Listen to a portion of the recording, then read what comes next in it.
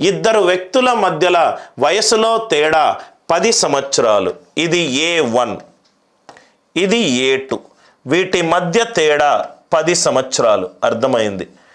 15 సంవత్సరాల క్రిందట 15 సంవత్సరాల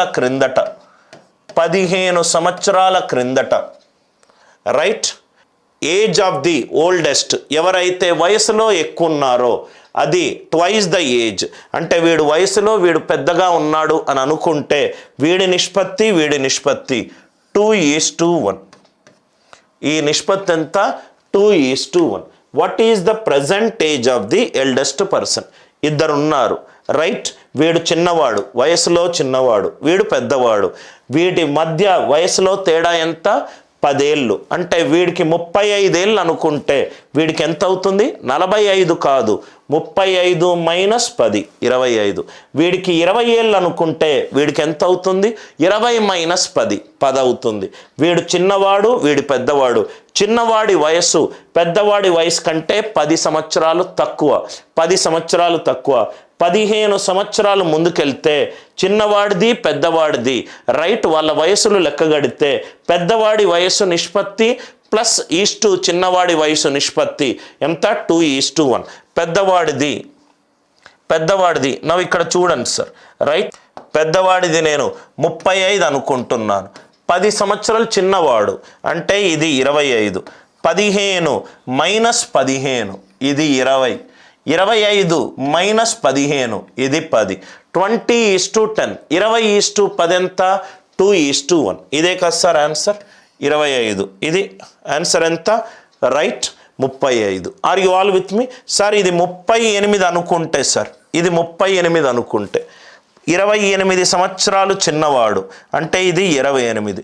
38లో 15 పోతే 23. ఇక్కడ 23 అనే ప్రధాన సంఖ్య వచ్చింది.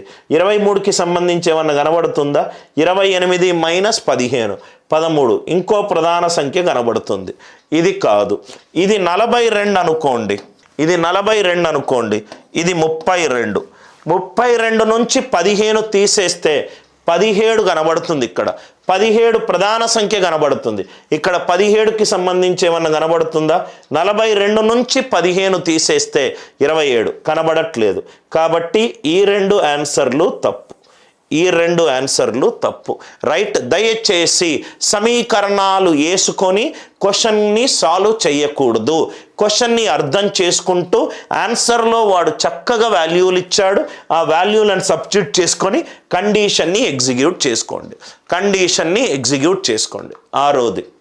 నెక్స్ట్ 7వ క్వశ్చన్ ఒకసారి చూడండి సార్. 4 సంవత్సరాల క్రితము P అండ్ Q. ఇప్పుడు P అండ్ Q అని ఇద్దరు ఉన్నారు సార్. P and Q. ఇదేమో పాస్ట్ 4 సంవత్సరాల క్రితము, ఇదేమో ప్రస్తుతము. ఇది ప్రస్తుతము, ఇది 4 సంవత్సరాల క్రిందట. 4 years ago. ఇది 4 years ago, 4 సంవత్సరాల క్రిందట. 4 సంవత్సరాల క్రిందట P అండ్ Q అనే ఇద్దరు మనుషుల యొక్క వయసుల నిష్పత్తి ఎంత? 5:6. రైట్.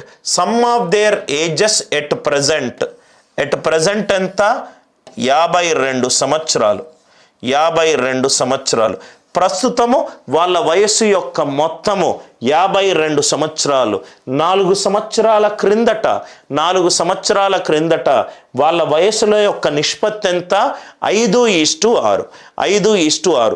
సమీకరణము లేకుండా సాల్వ్ చేసే పద్ధతి. నవ్వు ఇక్కడ చూడండి సార్, వీడు 4 సంవత్సరాల ముందు అంటే కూడిన వాల్యూ నుంచి ఎంత వాల్యూ తగ్గిపోయింది? ఇక్కడ 4 సంవత్సరాలు తక్కువ, ఇక్కడ 4 సంవత్సరాలు తక్కువ. 52 నుంచి ఎంత తక్కువైంది? 8 తక్కువైంది. సార్ ఈ 8 ఎట్లా తక్కువైంది సార్?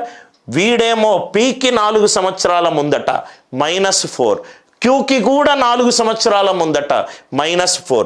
ఇక్కడ 4 సంవత్సరాలు తగ్గింది, ఇక్కడ 4 సంవత్సరాలు తగ్గింది. ఎంత? 44.